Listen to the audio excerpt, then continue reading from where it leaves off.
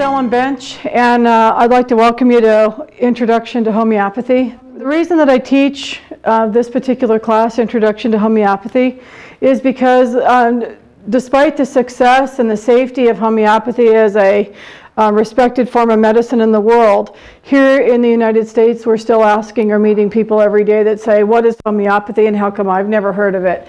And if it really works, is it safe?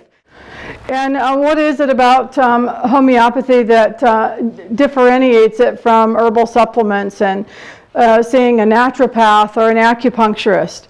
Or for that matter, what's the difference between getting a conventional medical treatment? So the reason I'm here tonight is to be able to introduce you to homeopathic principles. The best way to learn about homeopathy really from the beginning is to learn a little bit about medical history. So I'd like to expose you to a little bit of that tonight. But I'd like to know why you're here. Is there anybody in the room tonight that's familiar with homeopathy, has used homeopathy? Is this a new word for you, a new concept? Does anybody have any questions, or can you tell me what brought you here tonight?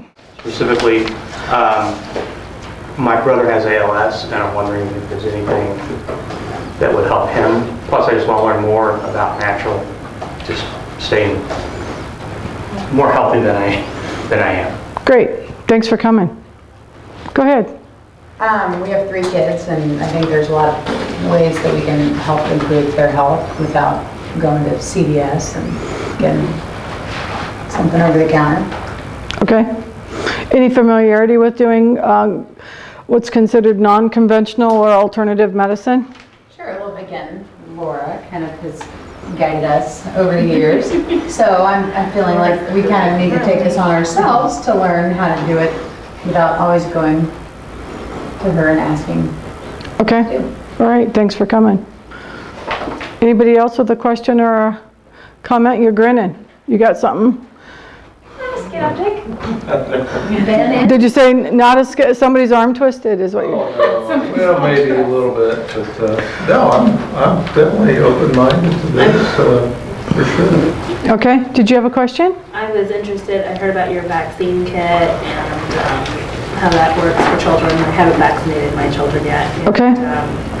I just wanted to know about some reasons. I all of a sudden became allergic to things, and I've never been allergic to like pet dander or certain just like shampoos. And I've broken out in eczema, and I've never had it before. I just wondered if there was some natural remedy to heal that instead of using cortisol creams. And sure. Okay. Thanks for coming tonight. Anybody else with a question you want to make sure we cover? Yes. Is it Ayurvedic? Is Indian medicine, Ayurvedic? Yes. Does that have any similar theories? All alternative medicine has a similar theory. So if we take medicine as a group, when we look at medicine as a big pie, we get divided.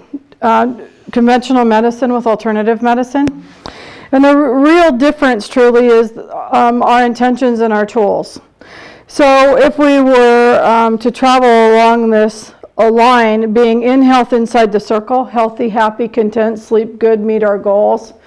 When we get stressed, let's say that we get a letter or a big bill in the mail and that makes us worried and we don't sleep, then it's worried, don't sleep, cranky, irritated, and then it becomes something like the extension of this being an ulcer and on an antidepressant or anti-anxiety drugs and miserable or unhappy or developing things like allergies. The more we medicate when we do traditional medicine, the further we get away from balance. So we get some relief in the moment, but there's side effects to these drugs, and we increase our disease over time. If we do alternative medicine, when we get out of balance and we begin to manifest pathology mentally and physically, what happens is that acupuncture, Ayurvedic medicine, naturopathy, homeopaths, what we're looking to do is move you back toward a state of balance. So we want to minimize the symptoms and we want to medicate you less and less. We want to move the state in totality back to a place where you're healthy and happy. So in the case of medicine, what we're doing is we're treating or medicating, giving relief in the moment. Some of these drugs last, like pain relievers, 4 hours if you're lucky, and you have to repeat the dose. You don't necessarily, it doesn't heal back pain, it just makes you not feel the pain. Okay, that's medicating. When we're going to use something like a homeopathic remedy, like arnica, that works as an anti-inflammatory, it gives us relief that's permanent, so the next day we'll be in less pain. And the next time we repeat it, we're in less pain. So we need not only less, but we solve the problem. We don't ongoingly medicate. So alternative medicine, every field in what we call alternative medicine is working toward a common goal. We work well together. Chiropractic, massage therapy, all of us are looking to move you to a better state. Okay? When we medicate, let's say that we're doing high blood pressure medicine, what we have to do is every 12 or 24 hours you have to take that drug. And the effect of the drug is what we call suppression, which is the enemy of us and the group of us that do alternative medicine, is we don't want to create a suppression. We don't want to cover it up. We'd like to resolve it. So the side effect of taking a high blood pressure pill every day over a 10 or 20-year period could be things like congestive failure and enlarged heart. Okay, so what we want to do is not go that direction. Now, what the AMA does, in my opinion, that's genius and where their talent truly lies, and the use of their education, is in emergency medicine. If any one of us got run over by a truck, that's where we're headed. Okay, we want to be sewn back up. We want that emergency care, and it's the nothing offered like it with their tools and their facilities. What physicians also are enabled to do in this country is surgery. Most of us that do alternative medicine can't own a scalpel, much less use it. So they do surgery. The other thing that they have that we don't have is their diagnostic tools. So they have MRIs and blood tests. They have ultrasounds, some really great tools. The tools that we use diagnostically in things like Oriental medicine we can use some of the maps on our bodies. We can use feet like a reflexologist would do, or tongue diagnosis like the Oriental medicines do. We can use iridology for the people who are into doing that level of diagnostics. So we have lots of diagnostic tools, but not on the same level as the machines that are provided, or the doing things like a CAT scan. So what the AMA does poorly is treatment. Once you get diagnosed with things like diabetes or infertility or high blood pressure, the only tool they have is medicating.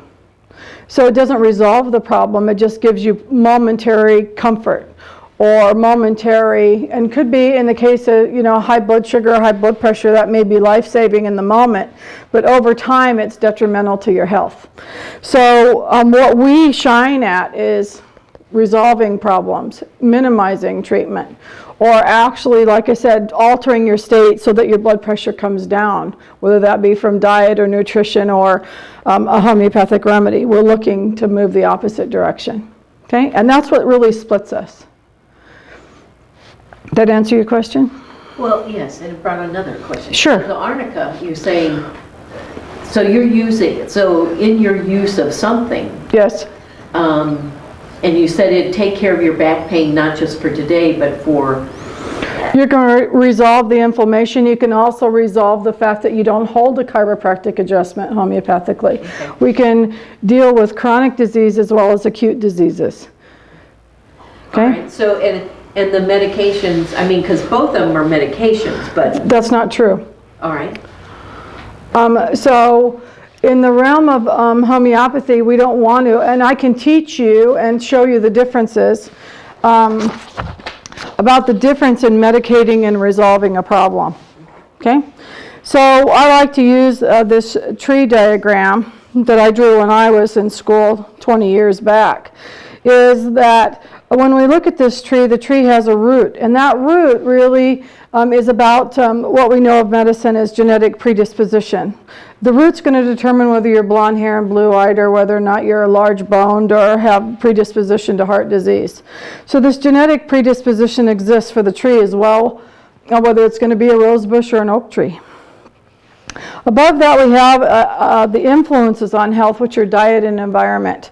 And in this particular case, if for the tree, it's whether the tree's overcrowded, whether the soil is any good, whether they get enough water, whether it's a parasitic environment or not. These things are influence on health. Diet and environment are really tools, the only tools that we have any control over. It's not uncommon for a physician to say or recommend that you move to Arizona if you have asthma, that you'd be less irritated in that environment. It doesn't get rid of the asthma, it just aggravates it less. You can also see that in this part of the country is, how about you move out of the moldy basement? Okay, it's aggravating your breathing or creating bronchitis or issues with pneumonia and allergies. So we can adjust this environment. We can put HEPA filters on the house. I don't know how that saves you when you go outside in the spring, but it is an influence on our health. It may minimize the aggravation. In the case of diet, we can eat good food, we can eat bad food. You can drink like a fish, you can smoke. Those things influence us in a positive or negative way. The problem with treating at an influential level is that it's a lot of work. So what happens is that if you've been advised not to drink milk, don't eat chocolate, don't eat sugar, white flour, stay away from gluten, what happens is either you're not happy anymore, or the minute you cheat, the result is that now the disease is your fault, that you have indigestion or that you have allergies or that you have gas and bloating. Okay? So this gives us some level of control, these influences on health. From this place, this genetic predisposition, who we are, we come through those influences and then we can poke out symptoms. When we do that, if we treat or medicate them, they mutate to a new form. So medicate means cover up, to use something synthetic. Medication in our environment in the United States means it's been patented and owned by a company that profits by the fact that you're going to take that pill. They are giving you relief of the symptom, knowing that ultimately it has a consequence. All right, so here's what happens, is if we take a healthy child as an example and we're going to vaccinate them, when we put the disease matter in their body, the body starts to react and they get a fever. So they'll get cranky, weepy, feel lousy, and get that fever. Their body's trying to fight that contagious material off. So when that happens and we use some Tylenol, it shifts it now to where the child now gets the rash. So he's red, hot, irritated, now on the skin instead of having a fever. So if we take and we rub some cortisone cream on there, what happens is the next time the child gets sick, it's something worse, like asthma. So now we're going to put that inflammation down in the lungs, and what are we going to use to treat asthma? Yeah, some more steroids. That'll work. So we're going to use some steroids, and we're going to treat and medicate every time the child can't breathe while they are continuing to have less and less good health. Okay, we've now created a chronic disease instead of an acute problem. So now what happens is after we've used the steroids for the a breathing problem, then what happens is they develop a more serious skin disease like eczema. So now we're going to see chronic skin disease, and what are we going to put on that? Some more steroids. So what they do now is they play cat and mouse. They alternate until they're into young adulthood with using their inhaler or treating the skin condition. So now what happens is that supposedly after all these years of suppressing, covering it up, medicating, now when they come into adulthood, instead of growing out of it, which is what we're told happens, now we're going to have chronic sinus problems and allergies the rest of our life. So we've just moved the disease around, making it deeper and deeper and more chronic. So the depiction of that is that we have these two scales representing our vitality.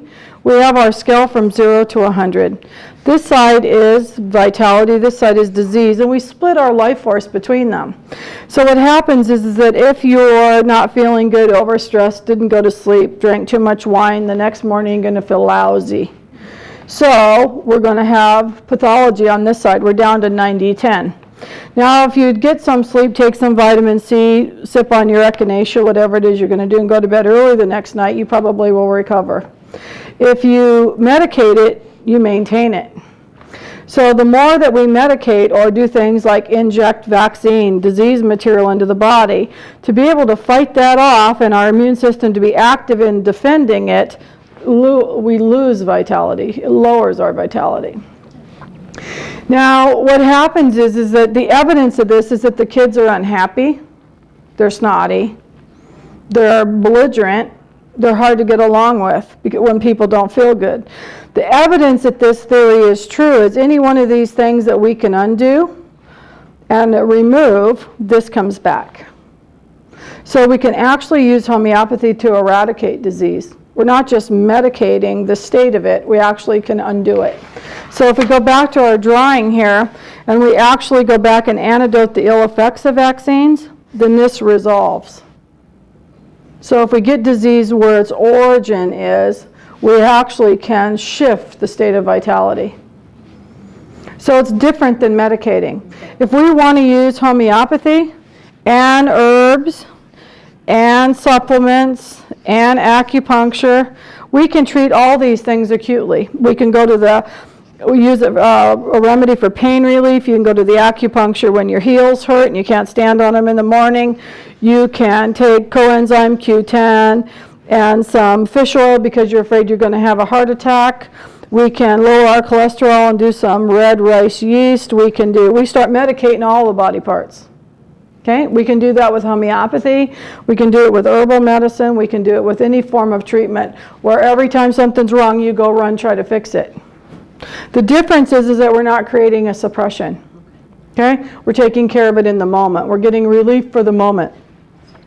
The potential and the glory of homeopathy for all of us who practice classical homeopathy is to look at this totality of symptoms and go, what the heck is wrong here? What can we do? Can we go in and clean up this never well sense so that we can give this person relief instead of treating allergies so that you're not taking a homeopathic remedy every time you're snotty or having to take herbs every day to build up your immune system? How about we just go in here and clean this mess up?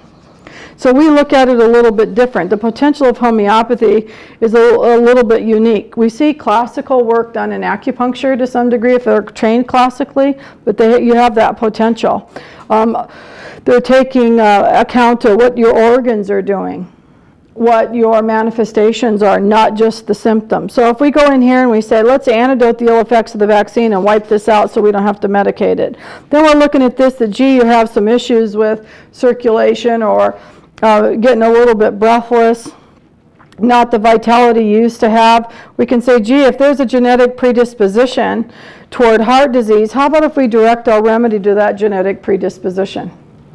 We can look at somebody in their totality, mentally and physically. So the minute you're not afraid, that's your first clue you're in better health. The second one is to get rid of the blood pressure or the high cholesterol or whatever it is that you might be doing that's showing that you have disease. Okay? And actually get rid of the symptoms because we're healing it, not because we're medicating it.